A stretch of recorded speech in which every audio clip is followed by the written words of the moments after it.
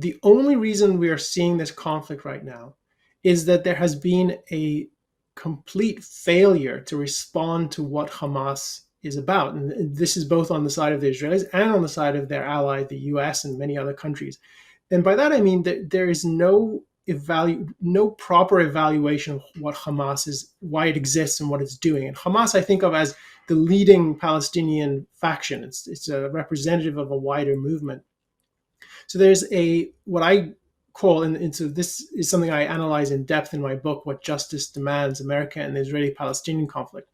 I call it What Justice Demands because to me, the core issue in this conflict is the moral assessment of the adversaries. And my assessment of the failure of the Israelis and the US and others who see themselves as on the right side of this is that they are not taking seriously the moral character of Hamas or of Israel. And they try to walk this line of, well, there's some valid points on both sides. We don't want to take sides too strongly, and there's a way to find some reconciliation between the two.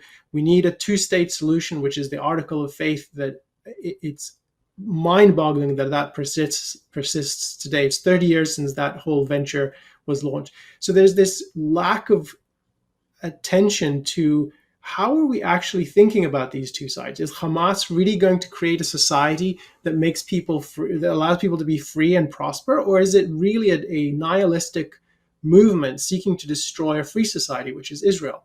That whole kind of analysis that requires applying rational moral principles to this conflict, that's what's missing. That's core to the Western/US perspective on this issue. And the more you take that perspective, that kind of moral agnosticism, or sometimes it's moral equivalence, depends on which side of the political spectrum you look. The more you take that, the more you become an apologist for the Palestinian movement's attacks and initiation of force against Israel.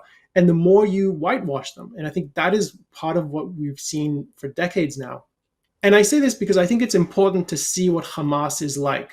And I think of Hamas as, it is not a minority faction in a larger community that opposes it.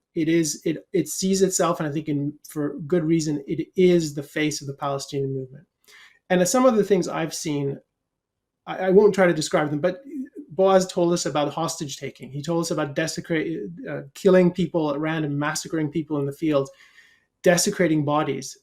This is the face of what it looks like.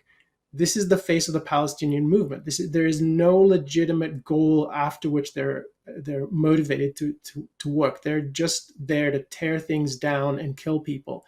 And the one hope I have out of this conflict is that this will be a moment of reckoning for people who have been lying to themselves, that the Palestinian movement really just is a movement about righting wrongs from history.